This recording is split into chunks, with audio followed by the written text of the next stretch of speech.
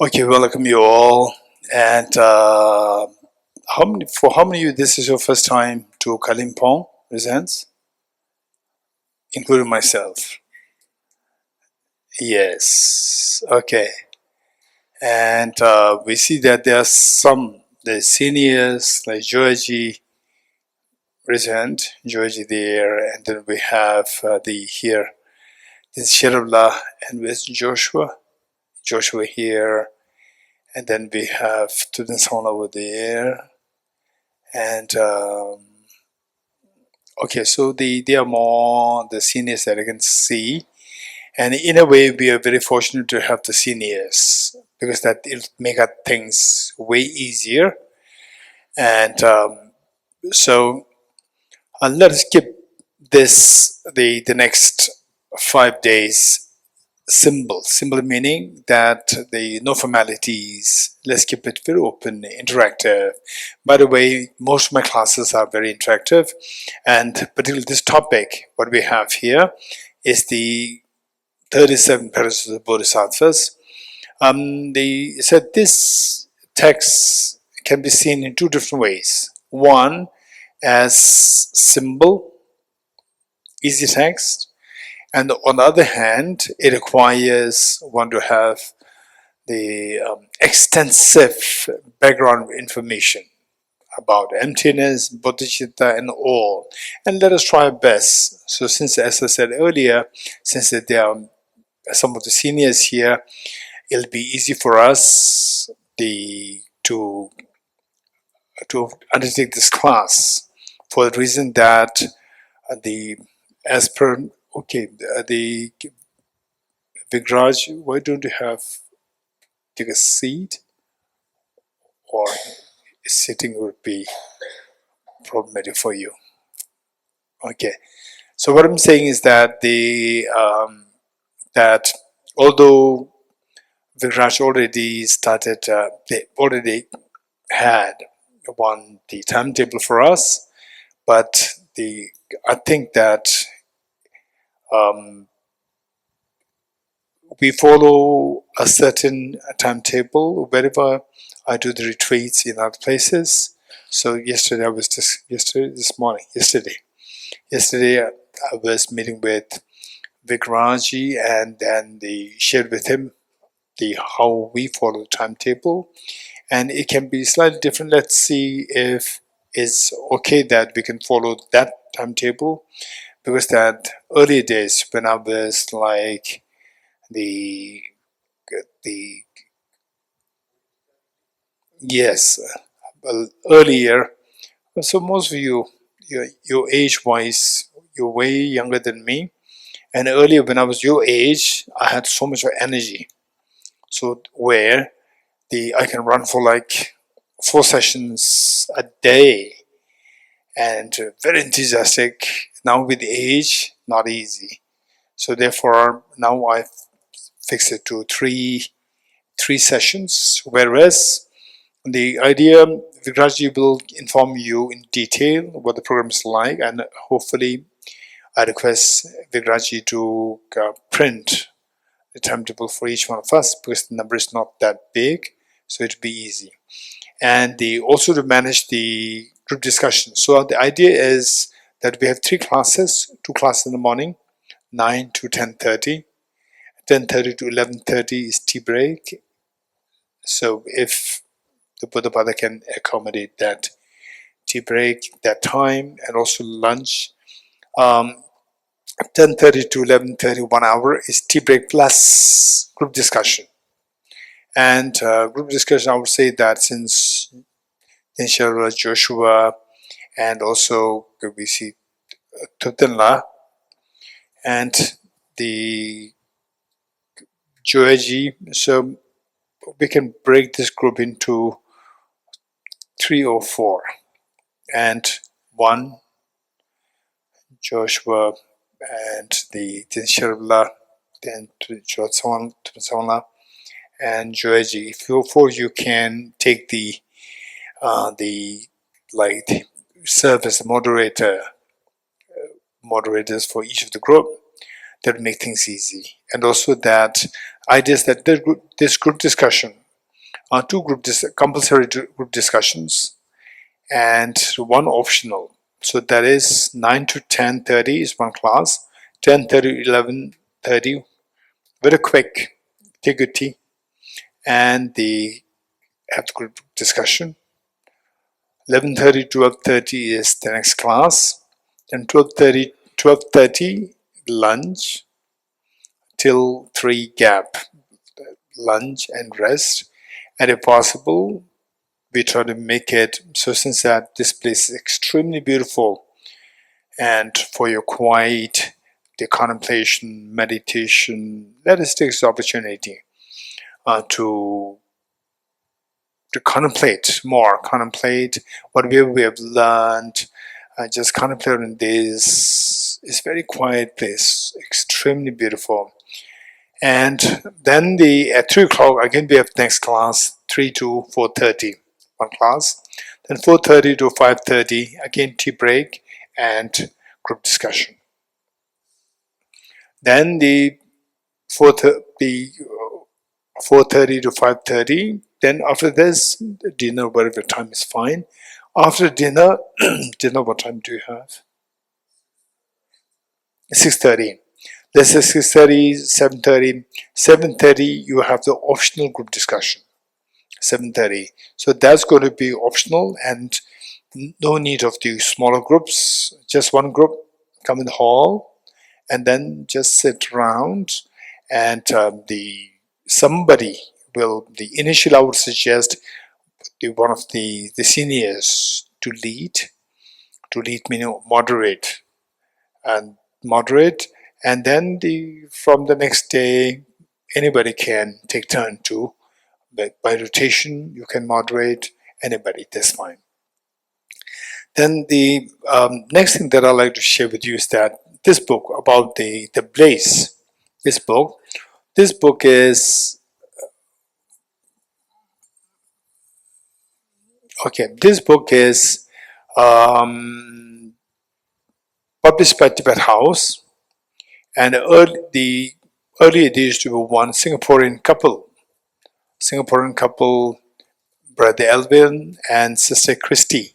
Two of them sponsored meaning that this book, while Tibet House we sell it on the cost price, printing price, just the printing price, and these two, the couple, they sponsored to offer this book for free for all the retreatants. Wherever I travel to conduct retreats, so this book will be distributed for free from these two couple. And then recently there's another gentleman who has been a very long-term Dhamma practitioner, Mr. Sonam, the law, Mr. Sonam, from Singapore, and he and his family sponsored again few books in Tibetan, few books in the English, the Blaze. This book again to be distributed to the people who attend the retreats. So for the retreatants, this is given for free.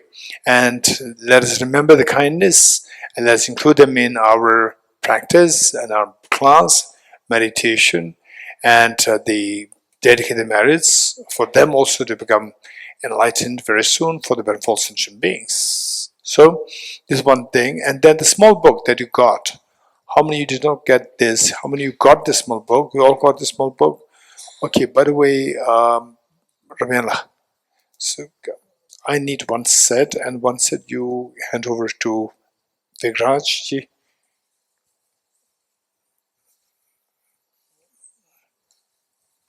And the small booklet, this I'm going to just quickly, yes. See. Okay. This. Okay. This is a good question. Thank you.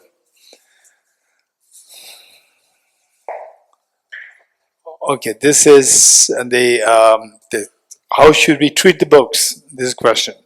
How should we treat the books? And do we need some tables and so forth? Okay, that I'm new. I have no idea here in. So maybe Biglas can answer this later on, not now. All right. Okay. So basically, the idea is that the book, as what Joshua is doing, he puts a book on the back, his back. So if you have something like, for example, let's say that if I'm desperate, like you, I'm sitting, and the whatever I have, like bag, or even this tissue, sometimes I do that. Even the whatever tissue box, whatever I have, I keep it there and place the book on it so that it is not seen as, it is not the treated as disrespectfully. Okay, so this is a very important point raised, but I would say that the okay, this is what we can do.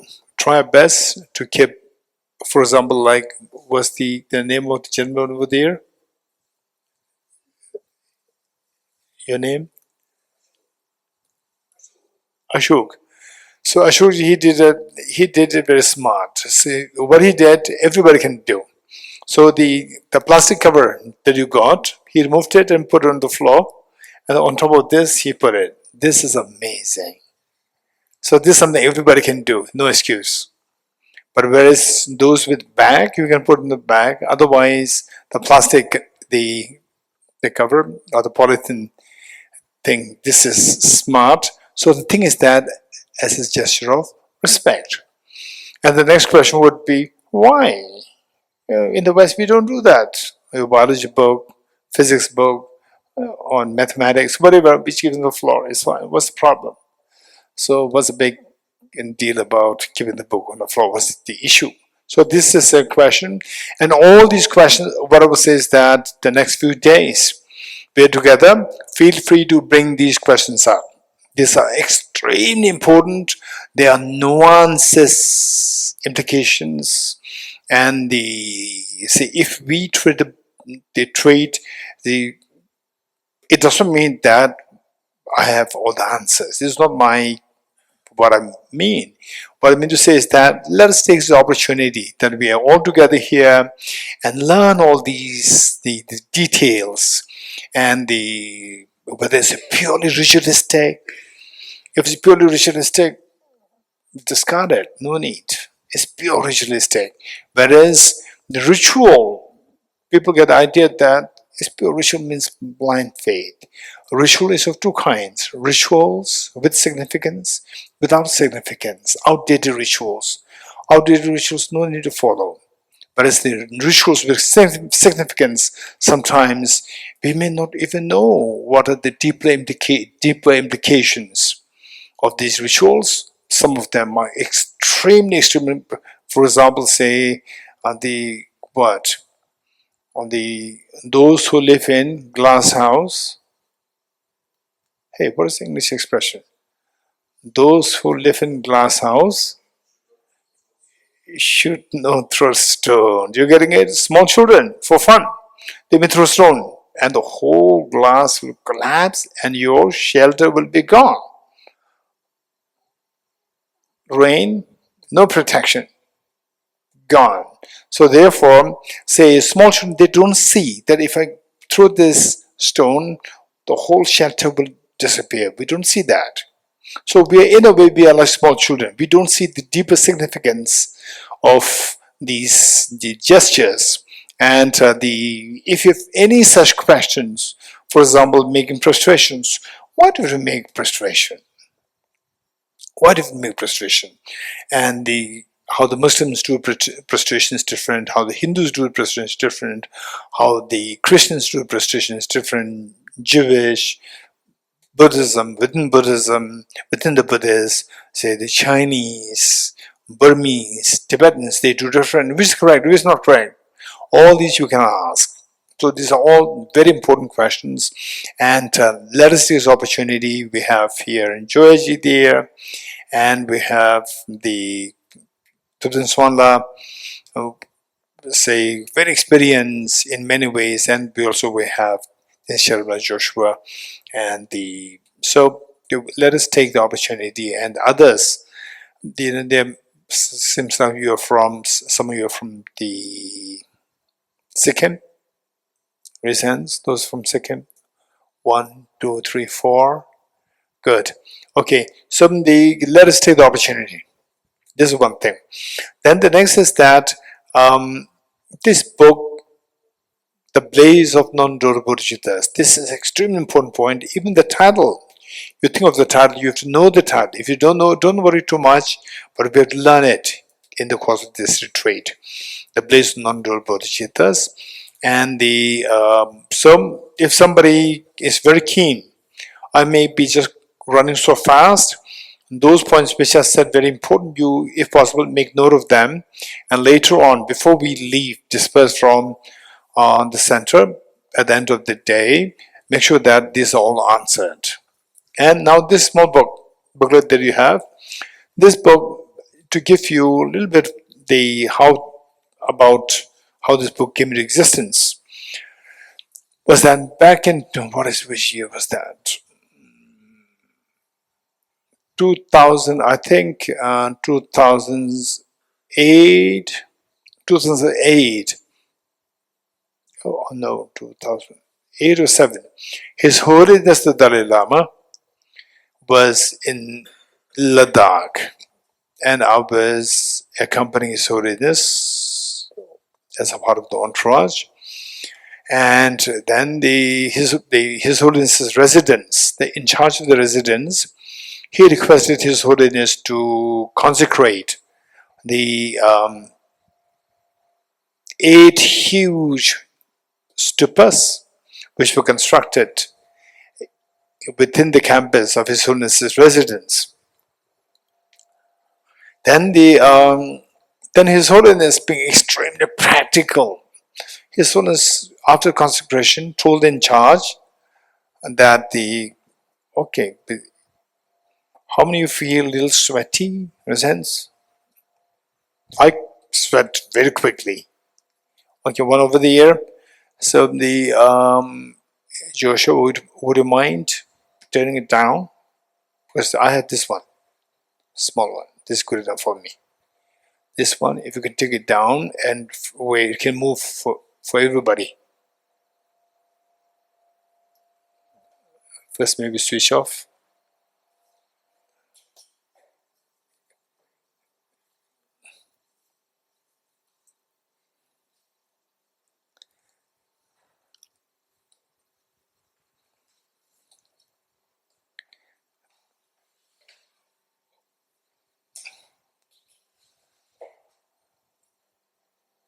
And also, those who are nearby the fan, make sure that you still can hear what I'm saying.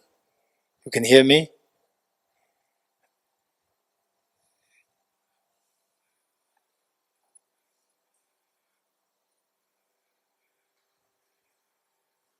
Oh, you're good, that's better.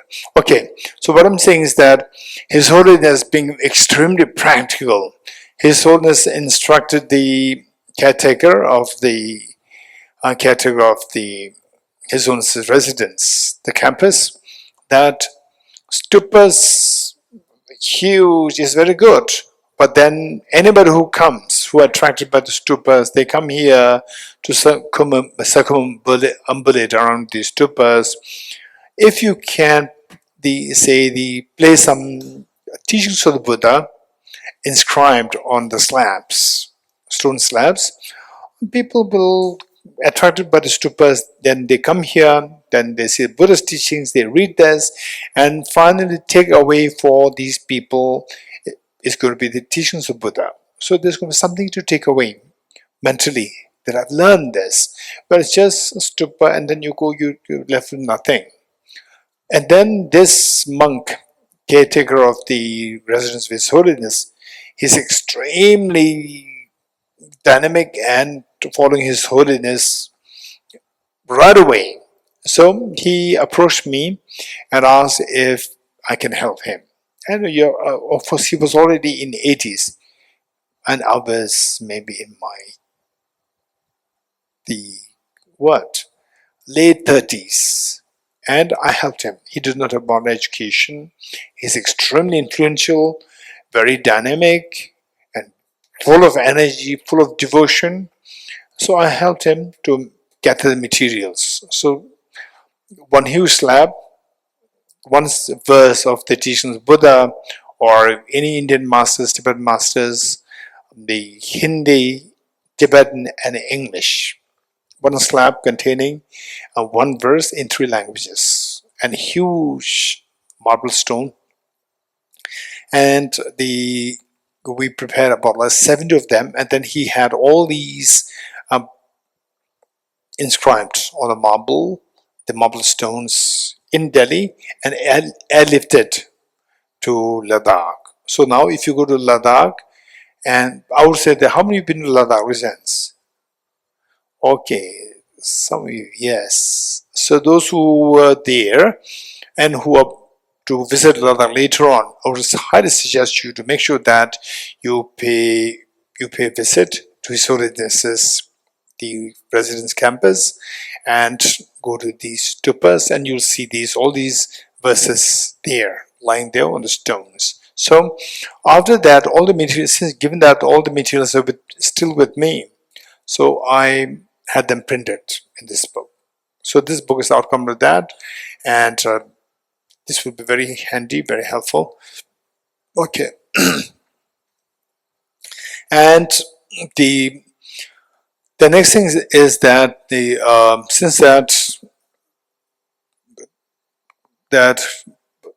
the 4 of you, the seniors who I mentioned their names, since you know how we run the retreats, during the lunch, and also in other words, wherever we meet, this book, the Blaze of Non-Dual Bodhisattvas, this please carry with you, always with you, because that we're going to use this book every time we're together, including group discussions, not necessary, but classes, then the lunch, then the dinner, lunch, dinner, wherever we meet, we recite from these.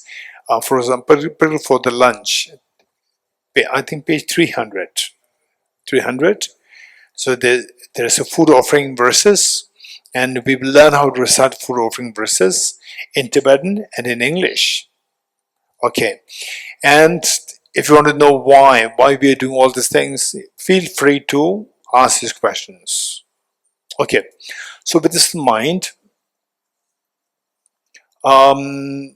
it's so coincided that today corresponds to the Sagadawa, the day of the Buddha's birth, enlightenment, and Mahaparinirvana, all 3 on one day, and the great coincidence. And some of you may be wondering, but we already celebrated this day 1 month ago. Therefore, this we need to remember that there are 2 things happening. The same event observed on 2 different days, for the reason that there are 2 different calendars. Of course, there are many different calendars. One, the regular calendar, and the other one, the Tibetan calendar. According to the Tibetan lunar calendar, the day falls today. So, by the way, which of the 2 calendars is correct? Anyone? Which of the 2 calendars? Calendar was observed this day 1 month ago versus this day observed today. Which of the 2 calendars is correct? Guess. Huh? Both are correct. Okay. Your name? This is Benzo. This is Benzo saying both are correct. And the anyone else? What do you think? Or your thoughts? Yes.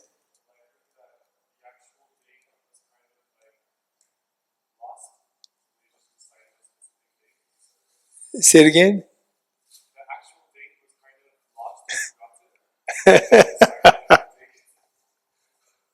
Okay. Okay. This is a pure guess. Pure guess or some clue. You read online. Okay. The Google. ChatGPT. ChatGPT. ChatGPT, yes. Okay. ChatGPT. Okay. So I would say that it's strange. Google knows everything and Google doesn't know anything. Okay, let's not forget it. So don't trust the Googles too much. For immediate information, you can Google search ChatGPT. You can, but don't trust it. This is very important. Anyone else? What do you think? Which of the two calendars is correct?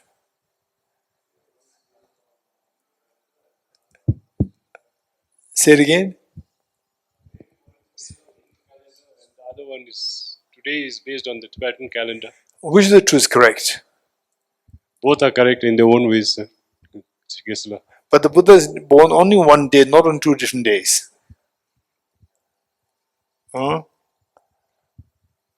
Anyone? Buddha is born only one day. If both are correct, the Buddha should be born on 2 days. Huh? No, this is not my question. This is not my question is not, does it matter? This is not my question. My question is, which of the two calendars is correct? Or anyone else? He is over there. So it depends. Basically, it depends on who's reading which calendar and who wants to believe in which. It's a matter of own choice, I think. Okay, so if I take cyanide, some say that you'll die, and some say you'll not die. Right? It depends on who says it. Is it? No, it's one truth. Depends again. No, cyanide you eat, anybody will die. Because I think we've got a lot of we think differently, we believe differently. No, cyanide. You know what cyanide is? Yes, I do. What is it? It's a poison, basically. It's a poison. Yes. Okay. Mango, is it poison? No. Mango is not poison. Why not? But you take it, it'll not die. But some are allergic to it also. This is what I'm saying. Mango is not poison. Food is not poison. No. But cyanide is poison. It kills you. You're getting it? It's not about whether you believe it or not. Even if you don't believe it, it'll still kill you. Okay. Yes, over there. I think what happens if we even look at two calendars, say the Shakabda and also the English calendar, and for example Bengali calendar, we see that the dates over a period of time, because of the timing with the sun and the day number of dates in a year and sometimes in months, though it keeps shifting. Even the same day, like say you are born on 2nd Jan. So both the calendars should be shifting, right? The calendar dates, because of the days I and understand numbers, that. I understand. But I'm saying shifting. Even on the same day. So both the calendars should be shifting, not only one calendar shifting. Correct. Right? Yes. So they should be shifting at the same pace. Yeah. So therefore they should fall on the same day. Same pace, but within the same calendar, maybe the day. Say someone's like the sun, and so I'm not sure, but the sun and the moon, say, like, how calendars follow certain certain markers, and according to one marker, maybe it's one day ahead of the other calendar, or maybe even minutes it could be. So over a period of long time, that minute shift of 1 minute over maybe 2,500 years, it may become 5 days or 10 Okay, days. this is, thank you. In fact, why I throw this question is that over time, within the span of the next few days, we have to learn about the conventions. For example, like what is the time now? Day or night? Huh? Is day or night? It's day, not night. Those are on the other side of the planet. It's night. You're getting it? So now you have to, it depends. But we are so biased. When it comes to your thing, you say it's day. You do not say it depends. Hey, gentleman over there, what's your name? Jiping. JP. Jigme. GP. Jigme. Jigme Wangchukla. Jigme. Okay. It's Jigme Wangchuk and the short form is Jiping. No, it is Jigme. I've got a slight throat. Jimmy. Jigme. Jigme. J-I-G. Jigme. Jigme. Yes. Okay. It should be not Jigme. It should be Jigme. Jigme. Yes. I'm correcting his name. Pronunciation. Okay, thank you. Okay, what I'm saying is that say some content. This is very important. This is very important. Say that the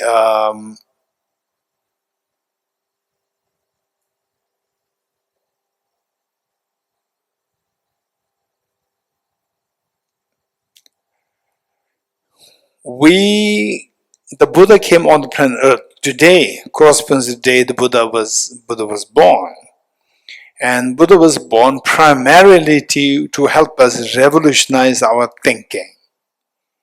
And whether we are in samsara or whether we are in nirvana, in simple terms, whether we are suffering or whether we are having the liberation from suffering, is entirely determined by our mind, our thinking. And with one set of thinking, it only takes us to miseries. With another set of thinking, it'll take us to the liberation. That thinking, say, are we experiencing liberation or samsara now? Are we experiencing samsara or nirvana? The samsara or liberation? Samsara. Okay. What is samsara, by the way? Anyone? What is samsara? Anyone? Huh? What is wheel of life? I don't know much about it, but like, Okay, it's wheel of life. Okay, let's say wheel of life. Anyone else? What is samsara? Okay, samsara and nirvana, samsara, liberation. Yes, the gentleman over here. Samsara is most basically it's I should say survival of the fittest ingrained in our minds and thoughts. Like we are habitual, or most likely it's genetic, going back to the previous in the past. Like Survival of the fittest. Yes. Survival of the fittest. So what's wrong with this? What do you prefer, samsara or liberation? What do you prefer? It's obviously Liberation. So what's the problem? If you prefer liberation, which means the samsara is a problem. Yes? Yes. So survival of the fittest should have a problem. Yes. So what's the problem with survival of the fittest? It's because of that we have jealousy amongst our fellow humans. Okay. So these emotions like jealousy, anger, the attachment, so forth, craving of power, craving for wealth, and craving for position, and craving for anything, cheesecake and so forth. All these things create problem in us. That is samsara. Okay. So what I would suggest is that let us say that when I ask these questions to you, you think about it. Your thinking is very important. Your thinking will help us eventually to revolutionize our thinking. If you don't think, we'll never revolutionize the thinking, then our thinking will continue to drag us in samsara.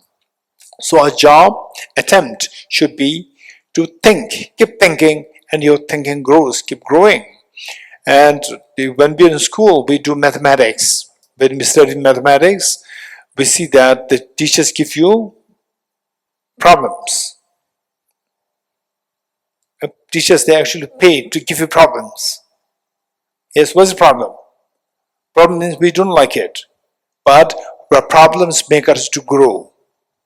Without solving the problems in mathematics, you will never learn mathematics. So that problem solving, that requires thinking. So thinking is exercised. And this is so important for us. Okay, just go to a teacher, and that teacher said this is A, B, C, D, E. You learn it, then so forth. It has its own benefit, but your thinking is not developed. Your thinking must be developed. So this is so important. So with this mind, Buddha came on this planet Earth. Buddha came on the planet Earth 2,500 years ago to revolutionize our thinking. To revolutionize our thinking so that the thinking that we have thus far will not drag us to samsara, revolutionize it, and it will liberate us from samsara. This is what is expected. So with this in mind, for that, it's not that the Buddha blesses you and then your thinking changes. No, it doesn't happen. We have to practice. We have practice, we have to exercise this thinking, and with the correct information, then we can truly revolutionize our thinking. Then we'll attain what is known as nirvana. Okay. So, with this in mind, which calendar is correct? I said, which calendar is correct? Say, later on, we'll come to learn what is known as the two truths. Conventional truth and ultimate truth. We'll learn the two truths, concept two truths. And they say, to revolutionize our thinking, meaning old style of thinking and new style of thinking. Old style of thinking is, we see everything as so objectified and so solidified. For example, let's say that, okay, let me take this flower and put it on the table. And then somebody comes, no, it should be here. Because this is how it should be. You're getting it? So fixated. So that's a problem. We believe in this object real, it cannot be changed. That is known as the belief in chronic disease, belief in intrinsic existence, and this belief is the one which binds us in samsara, and that is a chronic disease which we inherit from the past, from the beginningless past. This is to be revolutionized, to see that anything is possible. It's not necessary that it should be there, but anything is possible. Take cyanide. No. There are many things. Conventions can differ. Convention will last for one day versus convention lasts eternally. Conventions applicable to small group of people, to convention applicable to all phenomena. All phenomena. So there are different things with respect to the convention. So with calendar, I would say that it's not just my thought. It's based on the Buddha's own teachings. That which calendar is correct. So it was actually what happened at the time of the Buddha. The monks, the Buddhist monks, they were one time, they say, during the monsoon time, they were going around as usual, and some of the non-Buddhist, the tradition, the people, they asked one Buddhist monk, why are you the monks of the Gautama Buddha roaming around like this in this season? In this season, you should be in your own place, not go roam around. And then the monk said, yes, we observe. It's not now. But the other person said that, but the whole world observes now as that period, and you, the followers of the Buddha Gautama, you are doing the other way. And then the monk reported the matter to the Buddha. Now is about the calendar. Buddha said that is about how you follow a calendar. And the Buddha is extremely, like His Holiness the Dalai today, the Buddha is extremely practical, and he said that just follow the calendar followed by the king. Whichever calendar the king follows, follow that. So let's not have any problem, any unnecessary complications. So the Buddha admitted that the calendars differ. And it's not that one is correct, one is wrong. It's just purely, say, for example, say, when you're driving, how many drive cars present? How many drive cars? Yes, you don't drive cars. Never. You drove. Okay, how many you will drive? Okay, we all. So, which lane should we drive? On the right lane or left lane? No, I'm asking you. Where are you now? Tell me. On the left. Okay. The Dien Sherlock from Britain. Where? Left. Joshua from Singapore, left. Yes. And here from Germany, left. Right. Okay. Over there. Gentlemen here. Yes. Right. And here. Okay. So we see that some say right, some say left. Which is correct? So this is purely both are correct. Both are correct. And so this is what we're going to learn. So say in some places, right, in some places left, this is permissible. And say when you're hungry, eat food, and when you're hungry, don't eat food. Which is correct? Hey, when you're hungry, don't eat food. Or when you're hungry, eat food. Which is correct? Eat food is correct. Where? In Canada or in India? Everywhere. You getting it? So some conventions hold true everywhere. Some conventions hold true only in some places. And let's say that say if you have urgent matter to send, if you have urgent information to send from here to America, how would you send it? Anyone? Through telegraph? Hey, through telegraph? WhatsApp. WhatsApp. Not telegraph. By the way, there are many who don't know what is telegraph. Don't know telegraph. 1, 2. You know. Okay. Churutazala, you know that?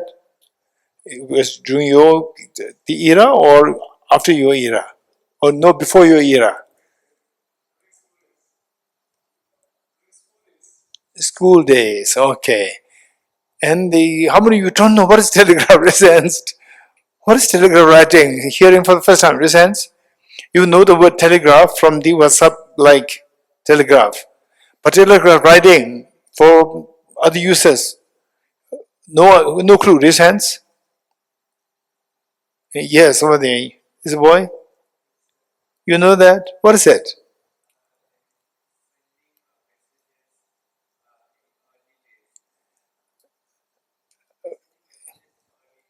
How?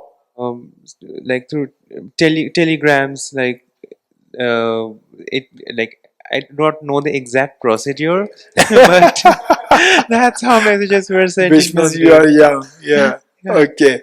Okay, look. So now, say if there's emergency information to be sent, don't send it through telegraph. You're getting it?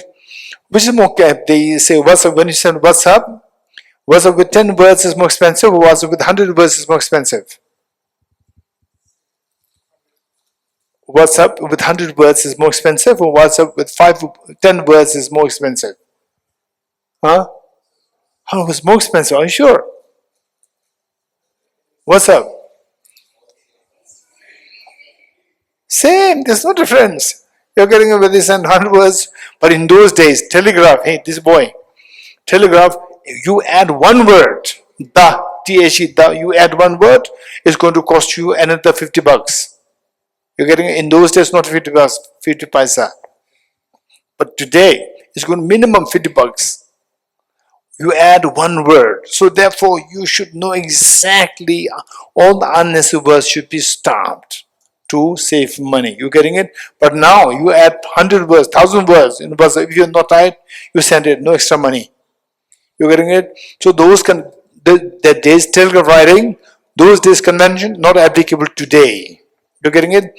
In one time, one convention is followed, and other times is not followed. Sometimes one place one is followed, another place is not followed. Okay. Whereas convention they differ. Calendar is one thing. Calendar is one thing where both can be right, but both can be the two can be pointing to the same event at different times.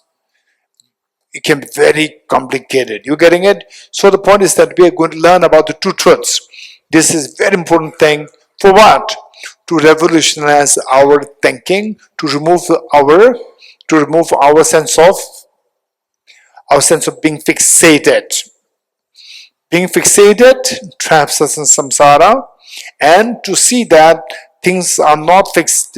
Things are not fixed. It's all about a mental projection. It's a mental projection that liberates us. This is what we're going to learn here in this. So, as I said earlier, since that we don't have much not much time, so we have only about how many days? 5-6 days. So during that while, we'll try our best to make the most of our being together. And you have any questions related to Buddhist philosophy or Buddhist practices, rituals and so forth, feel free to bring them up. And meanwhile, the classes that we run, this is going to be interactive. So although it's not that everybody's going to get a chance to speak, I'll try my best to give the chance to as many of you. But whenever I ask a question to somebody, mentally you also give the answer. Mentally you give the answer, so that the moment you give the answer, you are thinking. The thinking capacity is increased, and that is the hope for our liberation. That is the hope to stop all the tears of samsara. Okay, so with this in mind, today as on the auspicious day, what we do is that we'll recite from page 3.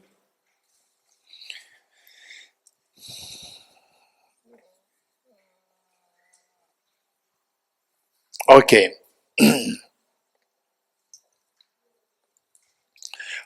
First, let me give you give you a quick background of what we are doing now.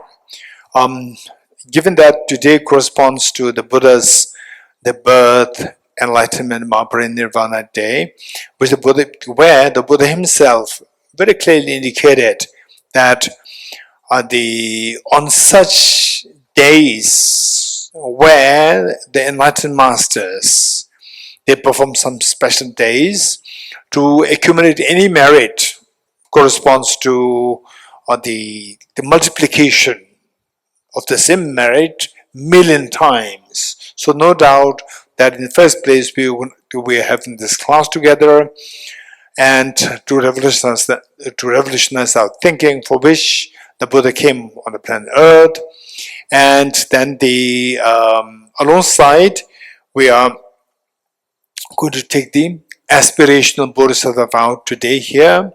And I'm going to quickly split this aspirational Bodhisattva vow. This doesn't require you to be Buddhist, not necessary. Anybody, non-believer, Christians, Hindus, Muslims, Jains, Sikhs, the Jews, anybody can take this. So this is just to increase the sense of your compassion. That is the purpose. And it is no commitment at all. And if at all you want to take some commitment corresponding today, given that today corresponds to the very important day, so make commitment that from today onwards, I will try my best not to harm others, and if possible, try to benefit others. Let me repeat this. The commitment, if at all you want to make a commitment, that would be from today onwards, I'll try my best to help others. If not, at least not harm others. This much, if you can make commitment, this is what is known as aspirational Bodhisattva, the vow acceptance. So, although it carries the word vow, but it's not actually a vow, it's more like you increasing your sense of compassion. Okay, so with this in mind, Okay, we will recite from page 3. And while reciting, there are 3 ways of recitation. 2 ways of doing the recitation. Number 1, where the words flow. Number 2, the words flow and the meanings reflected. Number 3, words flow, meanings reflected, and experiences invoked. Let me repeat it. There are 3 kinds of doing this recitation. For example, you read the following pages for like 5 minutes. And in 5 minutes, say there can be 3 different kind of people, and some accumulate very less merit, and some accumulate more, and some accumulate enormous merit. It entirely depends on how you recite it. So if you recite it with just where the words flow, your thoughts distracted, then the benefit is so less. Words flow and the meanings reflected, the benefit that you get is enormous. Words flow, meanings reflected, and experiences invoked. That is one of the greatest of the benefit. But the third version of the recitation can possibly happen. If you know how to do this practice well, and for the last many years, if you've done this practice, then your experiences can be invoked. But for us, don't worry too much. As long as we can do the second version of the recitation, that's good enough for us to accumulate enormous of merit. And some of you may be wondering, what is merit? Okay, in Tibetan, we call this sonam. And those from the Sikkim, you have heard this word, sonam, but if somebody were to ask you precisely what is sonam, what is merit, this is something we will try to learn in this class. This says, by the way, what is sonam? What is merit? Anyone? Merit or sonam? Oh, it'll help you accumulate so much merit. What does it mean by that? Anyone? Anyone? What do you think? Anyone? No. No idea. Okay, how many of you have no idea?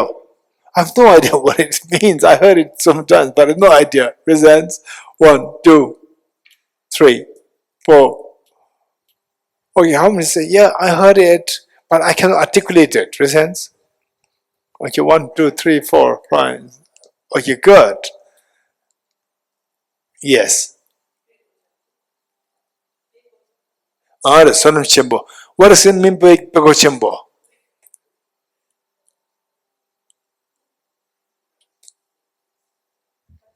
Okay, no problem. Yes, anyone else? What is, oh, this person, some teachers will say, just looking at you, how you behave, the teacher will say that this person is very meritorious. Sonam Chimbo. Okay, what do you think is merit? And we also say that, yes, over there. Mike. Merit could be the good deeds that we accumulate. Okay, good deeds. What happens? For example, let's say we do recite this, Yes. and then when you go to have our tea break, so what will happen to merit?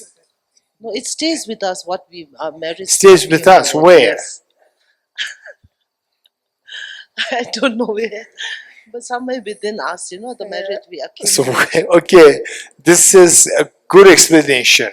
So the good deeds that we do left with us, and they stay with us. Of course, where? These are the technical questions. But this is a very good explanation of what is merit. Okay, Joyaji. Actually, this is a question. So, it in English, it sounds like accumulation.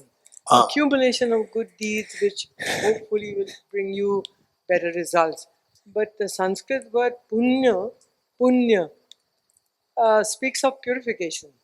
So it's purification of past good, bad deeds, or unskillful deeds, and that means that it implies many lives. So in philosophical terms, in the Sanskrit term, implies many lives. So if you accumulate that Okay, according to Joyaji, the Sanskrit word is punya. And punya has the connotation of purification, is what it's saying. But keep in mind that any language, not only Sanskrit, any language, will have one word having multiple meanings. You getting it? Okay, let's not confine to only one meaning that you know, but one word can have multiple meanings. When I was a young boy, when I said, oh, this Sanskrit word has this meaning, that meaning, one word has like 5-10 meanings, I thought that Sanskrit is a very special language. Later on, I came to know that, for example, the non-Tibetans, learning Tibetan, being a native Tibetan, and when non-Tibetans, they asked me, what's the meaning of this? And they would bring the dictionary meaning of this. And the dictionary is limited. Did you want meaning? I said, no, it doesn't mean that. It means what the dictionary said is correct in one context, but it has other meanings also. You're getting it? So same word can have multiple meanings. But purification is amazing. So so what is merit? This is what you're going to learn. I see that some of you heard it, you have some idea, but you cannot articulate what it is, and some of you may not have any idea what it is. So this is extremely important concept. So this is something which we're going to also learn. When I say we're going to learn, and if I don't explain this, I would suggest you to note it down, so that before I leave, you have to ask this question to me if I don't address them. Because if I don't address them and I leave, then you don't blame me. He said that this to be answered, this to answer, he to answer only this, and he left. Right? And so the thing is that you have to note that down and don't spare me. Before I leave, you have to make sure that you ask these questions to me. You getting it? And otherwise, if you have get these questions answered by Dorji here, Tutin Saunla, and then Sherla and Joshua, and others also. Some of you, I met you where? In Japan, yes. So what I'm saying is that make sure that these questions which we leave unanswered, make sure that you note them down, and you never know, you may get answers in between. If not, please feel free to ask them before we leave, before we disperse. Okay, so let us try to recite the following verses with the meanings reflected. Page 3. Setting proper motivation, visualize Buddha Shakyamuni, His Holiness the Dalai Lama, and all the Buddhas and Bodhisattvas in a space in front of us as so loving, caring, embracing. And so those enlightened masters, for example, like Ram, Krishna, and so forth, who you see as a source of inspiration for compassion, for wisdom, or Lord, or Jesus Christ, or Baha'u'llah, or Prophet Muhammad. For example, Rumi is an amazing inspiration. I personally see Rumi as a great inspiration of affection, compassion, and common sense. And then the Buddha, and Lord Mahavir, and Guru Nanak. All these, any enlightened master, you see them as a source of blessing for you, source of inspiration for you, source of compassion for you. Please visualize them. And you, surrounded by your two parents, all the family members, including children, and all the sentient beings. So with this mind, let's turn to page 3. Recite this together. Enthused by great compassion, you taught the Immaculate Dharma to dispel all perverted views. To you, the Buddha Gautama, I pay homage. Enthused by great compassion, you taught the Immaculate Dharma to dispel all perverted views. To you, the Buddha Gautama, I pay homage. Enthused by great compassion, you taught the Immaculate Dharma to dispel all perverted views. To you, the Buddha Gautama, I pay homage. I go for refuge and am enlightened to the Buddha, the Dhamma, the Sangha. By my accumulations through practice of giving and so forth, may I become a Buddha to benefit sentient beings. I go for refuge and am enlightened to the Buddha, the Dhamma, the Sangha. By my accumulations through practice of giving and so forth, may I become a Buddha to benefit sentient beings. I go for refuge and am enlightened to the Buddha, the Dhamma, the Sangha. By my accumulations through practice of giving and so forth, may I become a Buddha to benefit sentient beings. Independent origination, there is no ceasing, no arising, no annihilation, no permanence, no coming, no going, no separateness and no sameness. I prostrate to the consummate Buddha, the supreme among all teachers, the one who taught this peace which is free of elaborations. I prostrate to the mothers of the hearers, the Bodhisattvas and the Buddhas, which through the knowledge of all lead hearers seeking pacific and complete peace, which through the knowledge of past causes was helping my creators to achieve the aims of the world, and through the possession of which helped subdue us expound a variety of teachings. The one who has transformed into the reliable guide, motivated by altruism to benefit sentient beings, the teachers who guard and protect her, to you I make prostrations.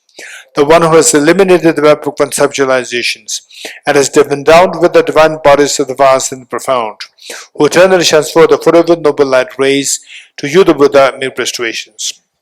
Inspired by wisdom and compassion, today in the Buddha's presence, I generate the mind of full awakening for the benefit of all sentient beings. Okay, let us recite this mantra. Later on, any question to what is this mantra and why recite this mantra, all these questions feel free to ask. This is something that we need to learn all these things. Otherwise, oftentimes they turn out to be extremely ritualistic, and then you may feel that what's the doing? While there's a deeper significance there, we tend to forget the deeper significance. We tend not to know the deeper significance, and the purpose is defeated. So with this mind, okay, let me quickly explain this mantra here. Om. The syllable Om is something common to Buddhism, Hinduism, and all forms of Hinduism, and also Jainism. And this syllable Om, in the Buddhist context, it is made of three component, the composing letters, A, U, Ma, three letters. And these three letters, they symbolize your body, speech, and mind. And the body, speech, mind of the enlightened masters like Buddha. And when you become a Buddha, Buddha doesn't mean that, okay, now I become a Buddhist. No, it is nothing to do with this. We'll come to discover, we're going to learn that we all have the hidden treasure. We all have a hidden treasure, which is known as the Buddha nature. Whether you're Buddhist or not, it doesn't matter. Whether you're human beings or not, it doesn't matter. Even the tiny ants, insects, they all have this Buddha nature. Buddha, why Buddha? Buddha has nothing to do with Buddhism. It has nothing to do with the ism. Buddha is a Sanskrit word. It means awakened. Awakening, awakened. Anybody can be awakened. What do you mean by awakened? In what context? It's that we all have, for example, like a solid diamond like hidden treasure. Solid diamond is a metaphor, solid diamond. But tell me, why is diamond very important? Anyone? We give the metaphor of diamond. Why the diamond is so important? Why? Anyone? It's clear, so better than diamond is a glass? Huh? It is indestructible. Why, if it's indestructible, why should it be important? Why? Yes, this is how it formed. Everything has its own way of formation. But why this particular formation is very important? It comes from coal.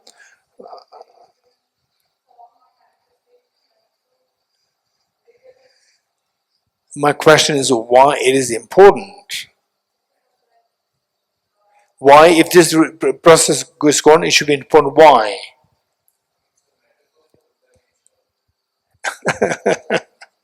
It's a metaphor for the Buddha nature. So why? It's so biased. We can give a metaphor of the gold. We can we take the metaphor of the silver. Why the diamond? In a conventional sense, don't think that okay, I'm pure. What is that? The what is the Hindi word? Katta, right? Katta Buddhist. Don't think like this. In a secular context, okay, which people will ordinary people will grab a gold or just ordinary glass? Gold. Why gold? Huh? It's precious. It's precious. Okay, good. This is a word. It's precious. Not that this metaphor for Buddha nature, right? It's precious. Ordinary people who have no clue of Buddha nature, still they will grab at the diamond because it's precious. Why is it precious? Anyone? Huh? Even you are very rare. In this world, you are the only one. You are so rare. You are rarer than diamonds. Every country has diamond, but you only India has you. Anyone? Why is diamond precious? Anyone? Yes.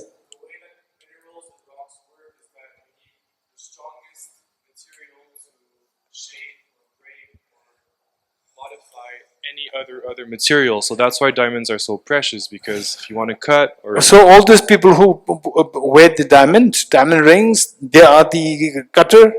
no, it's They because use- that's the truth of the diamond, right? So when you This is what I'm put saying. this truth on this convention on the material, that's No, what people want. my question is that if it is so hard that it is used to cut others, why should that be treated as precious?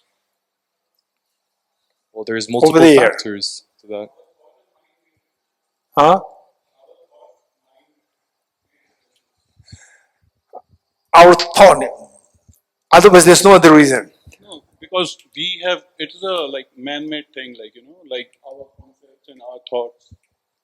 This is what I'm saying. So our thoughts just felt that this is precious. That's it. There's no other reason. There may be more reasons, but one of the reasons has So what other reasons do you have? To be very honest, even to be very honest, I don't know the reason why the diamond is considered so precious. Why? It's very difficult to obtain. Why it becomes expensive? Very expensive. Why? So- Why expensive? It's very difficult to obtain. It's Difficult to very obtain. rare. Even a small piece of stone that you pick, even this, is very difficult to obtain. Nobody can get this. This is mine. Diamond. Nobody can get this. You're getting it. This is mine. In this world, only this pen is only one. Okay, this is very complicated. Okay, over there.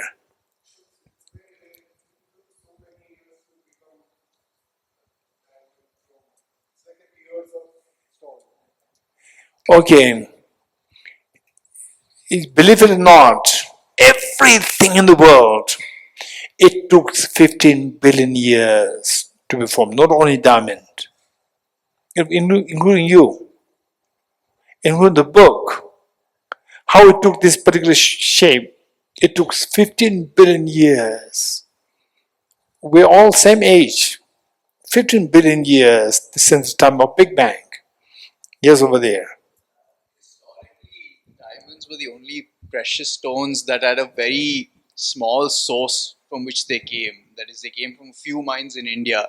So they didn't go, I mean, like you couldn't find, like for example, you'll find gold all over the world, but diamond until the 18th, 19th century, you just found them in two mines. What's your name? Golconda mines. Soham. Soham. Soham. Okay, Soham is so rare. In this world, not only in India, in this world, there's only one Soham. Not the case. Of course, you're only one. Right? Not really. Huh? I mean, epistemically, no, but But you're only one. I have a feeling that I'm one. No, you are one. Yeah, you won. Yeah. That's for sure. There's no Soham. How old are you? I'm 30. 30, 30. Soham holding a mic in Kalimpong. It's only one in the world. Yes, over there. Your name? Sudeep. Yes, yes, yes. Diamond को जो है ना काफी तराशा जाता है, वो बहुत दिन लगते हैं उसको मतलब बहुत Formation. ज्यादा फाउंड उसको निकालने के लिए बहुत टाइम और धीरे धीरे स्लो प्रोसेस में होता है, जो कि मतलब She's saying that it needs a lot of treatment. A flawless diamond has to be really faceted, cut all sides, and it's very hard to cut the diamond. You need another. No, we don't cut it. Keep it raw. Even that is very expensive. No, but the real diamond, which is, Okay, raw is not the real diamond. no, in the sense that it has to be. No, I understand that. There's a raw diamond and the shaped diamond too. So raw diamond, So a big thing raw diamond is becomes expensive, small. not expensive. The small diamond. I know. The raw diamond, just take it from the ore. Not Is that it- expensive? Is it expensive or not? Oh, no, it's very expensive. Very expensive. Depends on the Diamond is mine. diamond. Okay, here.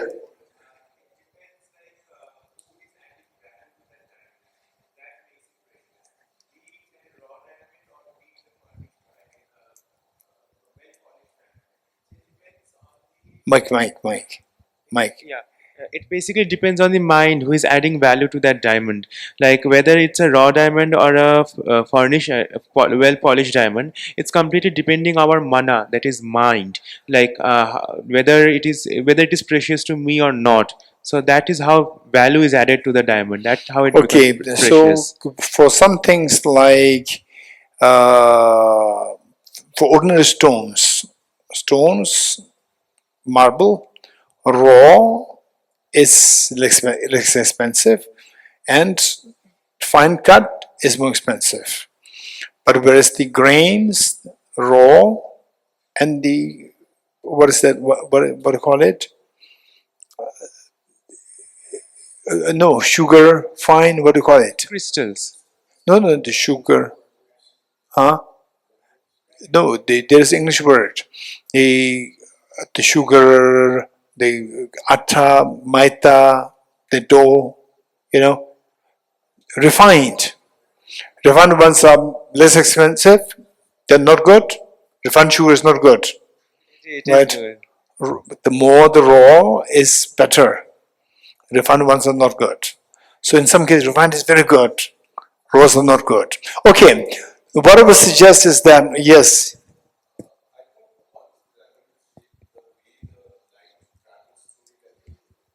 Things it creates, I think, because no other material can do it, or I'm not sure, but the way it kind of, when the light falls it or the light travels through it, the kind of rubric, it's like okay, the refraction or whatever you the call way it, it creates, it glitters. that's and very everything. different. It's very Unique. unique and different. Okay. And probably it's unique quality of the diamond that no other material can do. Okay, so what I would suggest is that in the prism is better than diamond. Okay. Prism, it refracts light, Refracts, rubric right? prism, yeah. White light splits into 7. Prism does it. Prism is not diamond. Yeah, but I also agree with whatever someone said. It's also, like the gentleman there said, but I think it's also very subjective that we attribute our things to certain things, then it becomes more important. But Okay, thank you. So what I would suggest is that this, to be very honest, this is a very serious question. You don't just feel complacent. Don't just think that, okay, this is what I think it should be correct. Say all the questions which you raised, answers you gave, questions raised, think about this, keep this in mind, and then later on, even after the retreat, you think of what could be the reasons why the diamonds are very expensive. Don't just stay at one level where the people give you answer or you get the answer. Don't just stay there. Go deeper into a deeper question. Okay, so with this in mind, I'm explaining this verse, this mantra. So say that we all have the the diamond-like precious quality within us. Each one of us, we have the diamond-like precious quality. What is that known as? Precious quality, awakening of which, okay, this seems like this class in a way is good in ways that which we're supposed to be studying later. They're all coming now. Okay, otherwise let's do it later. Okay, so we have this hidden treasure within us. Each one of us, say in the past, 2,000 years ago, 4,000 years ago, 5,000 years ago, everywhere in the world, maybe there are some pockets here and there, otherwise majority part of the world, we see that there was a prevalent male chauvinistic attitude. You agree? Male chauvinistic attitude, male is better, right? You agree? That was many years ago. Even today, many places, the Buddha was totally against that. Let me repeat it. Buddha was totally against that. Because why the Buddha was totally against that was that Buddha discovered that everyone, whether you're male or female, everyone has this treasure, same treasure known as the treasure of awakening. And why awakening is very important? Why the awakening is important? We'll learn later. You getting it? It's very important. We all have this seed of, so therefore, this is the most precious thing that you can ever think of in the world. That you can ever think of, that you admire. There's nothing greater the source of admiration than the potential that you have, that I have, that you have. This is the greatest of the good thing that can possibly exist in the world, and you have it inside. So that needs to be awakened. So therefore it is known as the hidden treasure. It's a treasure, but it's hidden because we don't see it yet. So our job here, coming here to Buddha Patha, is to learn how to awake, to discover that. Discover that, you come to know about it. For example, say nowadays, how do we find the treasure? People use the metallic detectors, right? People use the detectors and then they say, okay, there's something, they don't see that. From this detector, they can sense something's inside. So likewise, from this class, we learn how to detect your potential. Once you detect it, then your job is to learn how to take it out, retrieve this potential that is within us. That potential is known as Buddha nature. Buddha meaning awakened. You getting? It has nothing to do with Buddhism. Buddhism is a system, like Hinduism, Christianity, Islam, Jainism, Judaism. So these are isms. Ism system. But when you say Buddha is an awakened state, anybody can be awakened. Hindus can be awakened, Muslims can be awakened, Jains can be awakened, and even non-believers can be awakened. Anybody can be awakened. We all have this seed of awakening. This is known as Buddha nature. So once you come to know this, then you will feel hope. You will not feel low. You will not feel hopelessness.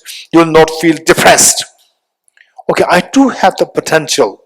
Otherwise, many people they feel told they give up on their own life. They give up.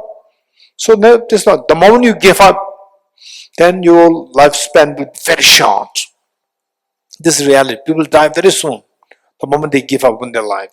So whereas when they see this Buddha nature inside, when they see that I do have this potential, hidden treasure, then the hope will come back. Who will come back, and you see that this is a real treasure. There's nothing that we should feel envious of others. We have it yourself. This is within us. So that is so precious. Now next question, how to awaken this? If it is there, number one, if it is there, why don't we see this, number one? And if it is there, how can we retrieve it? Two questions. First, why it is not there is because if there is a diamond and, okay, let's say you see just a mud there, and some diamond express says that, oh, I can sense that there's a diamond inside. And young boy comes or young girl comes and says that, how do you know it's a mud? And if you're the diamond expert, what do you say? Why we're not seeing the diamond inside? Because, hey, huh? Say you're an expert, and you're not allowed to go there. But you tell the girl or the boy that there's a diamond inside. And the boy said, but if this diamond is there, then we should be able to see that. We don't see this, why not? Yes, it is covered, right? It is tainted by the mud. You're getting it? Don't think that there must be some very complicated answer. No complicated answer, very simple. It's covered by mud. It's covered by mud, so that we don't see that. Okay, so what is that mud in our case? What is that mud?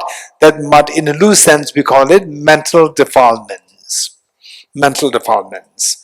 Then once you know that, the mud obscures there's something inside. Next question is how to retrieve it. How to retrieve it. So the following mantra, following the line says, Ye dharma hetu prabhava. All these phenomena, ye dharma, these phenomena, these phenomena, the dharma phenomena, ye dharma hetu, cause, prabhava, arise. All these experiences of happiness, the phenomena of such as experiences of happiness and miseries, they arise from hetu, from cause. Ye dharma hetu prabhava. Hetum tesham tathagato hyavatat. Hetum is plural form of cause. Plural form of cause, hetum tesham, these causes, tathagato, one who has seen, one who has gone to the thusness, one who has gone to the ultimate, meaning the Buddha. Anybody who has become Buddha. Hetum tesham tathagato hyavatat means said.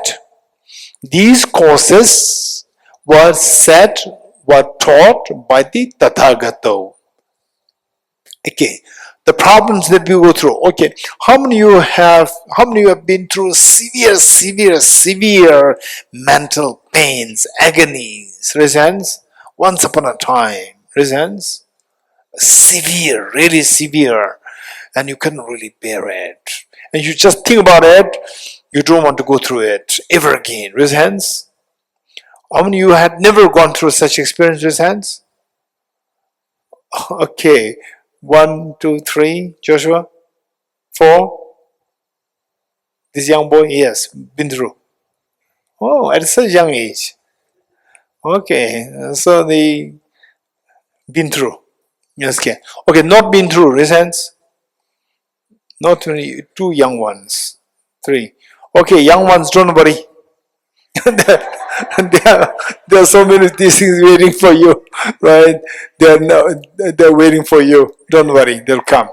You're getting it, they'll come, right? And then if you don't know what these, then ask others who went through this.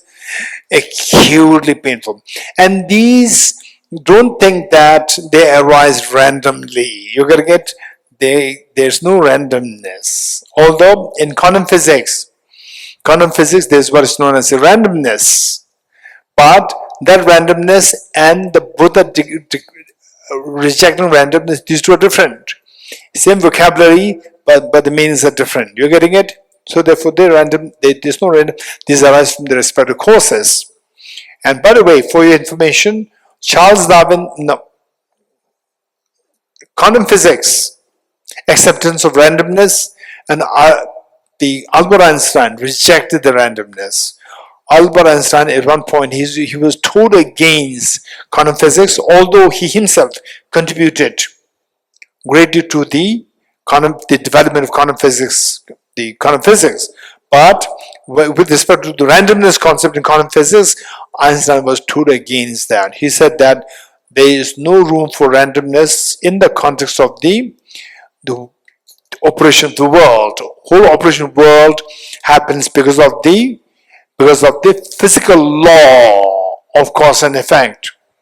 Physical law of cause. There's no space for randomness. Okay, so the Buddha is saying that all our miseries and happiness that we experience, they don't arise randomly. They come from the respective causes. You getting it?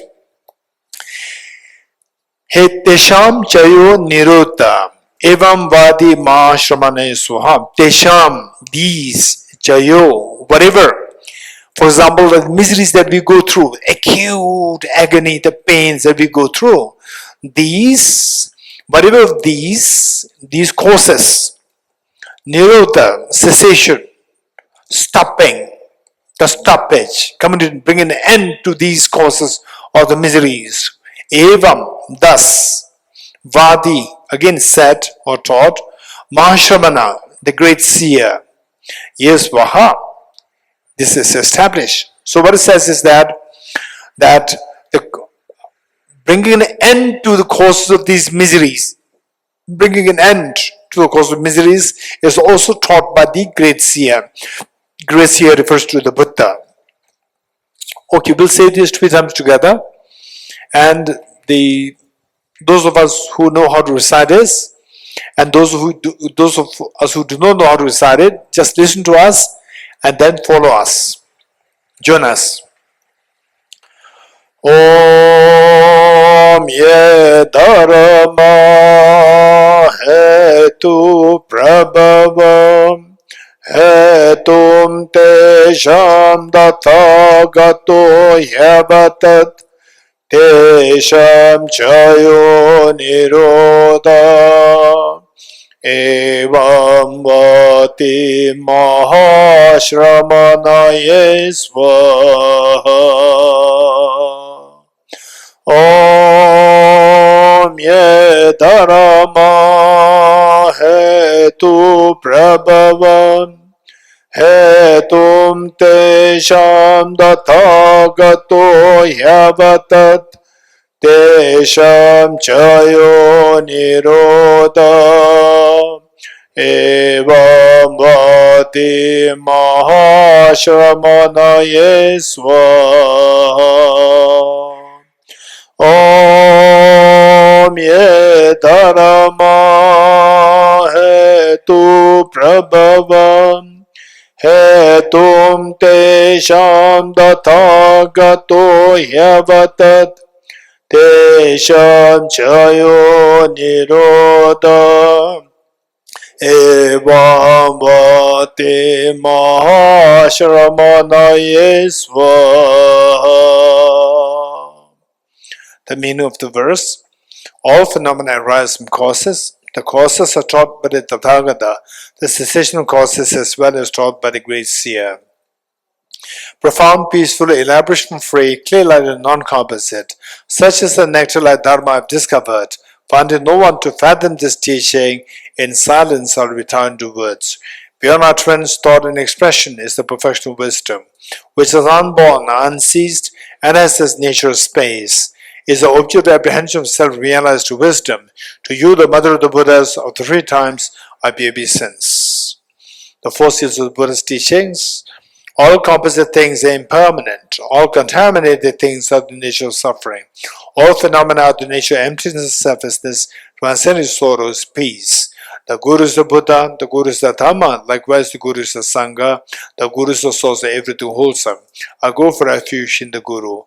By the sound of the vibrant drum of Dharma, you liberate all beings of miseries. I beseech you to kindly demand and give teachings until the end of the expanse of billions of eons. The Buddha does not watch the negativities of beings, nor does he remove the miseries by his hands. His spiritual realizations are not transferred to them. It is by teaching the truth of the suchness that the beings are liberated. With folded hands, I beseech the Buddhas of all directions to shine the light of Dharma for all bewildered miseries gloom. instructions of parting from the four attachments. If you're attached to this life, no, you're not a spiritual practitioner. If you're attached to samsara, you have no bodhicitta renunciation. If you are attached to your own self-interest, you have no bodhicitta. If there's grasping, you do not have the view. Okay, let us change to page 31. Heart Sutra mantra, and we'll stop here. Okay, page 31. Even this mantra, I'll not explain it now. Later on, I'll give you a very brief the understanding of this mantra, what the mantra means. Deyato Om Gati Gati Paragati Parasamgate Bodhisattvas Om Gati Gati Paragati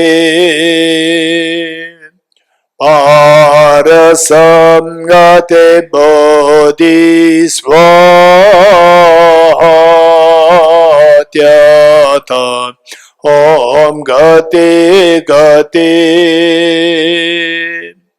Paragati Parasamgate Bodhisattvas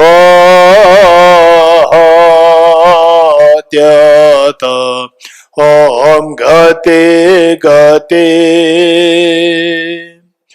Paragati Parasamgate Bodhisattvas.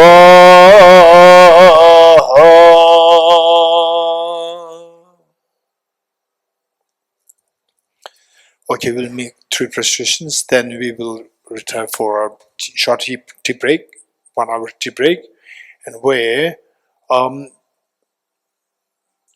total how many people are there? How many participants?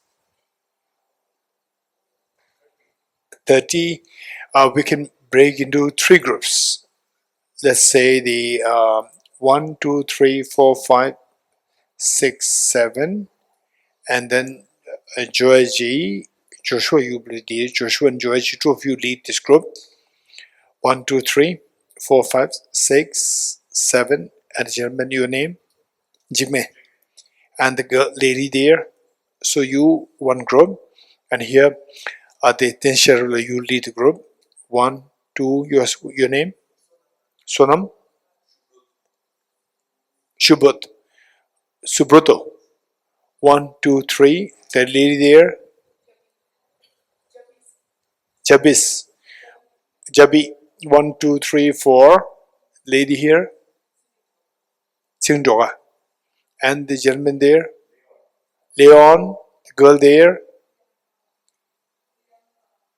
Priyanka. Okay. 1, 2, 3, 4, 5, 6, 7. You've been 1 group. 7, and then I think 1, 2, 3, 4, 5, 6, 7. And the gentleman over there, what's your name?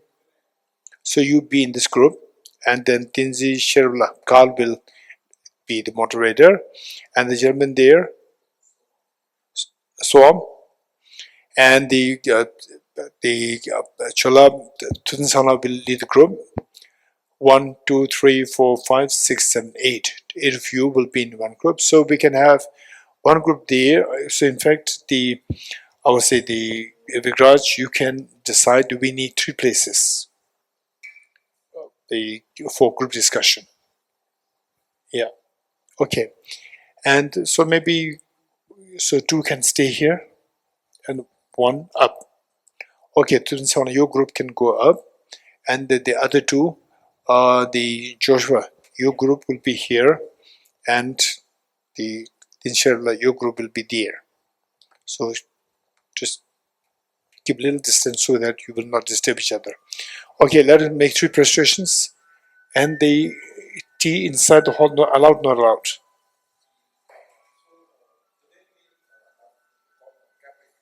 Okay, today we'll have, okay, so today the Indians will be there. And the otherwise tea in the Kumbhas allowed? Okay, so that's kind of you. So because that it saves time. We have tea, meanwhile have group discussions. Okay, now we'll go to the cafeteria. 3 processions together.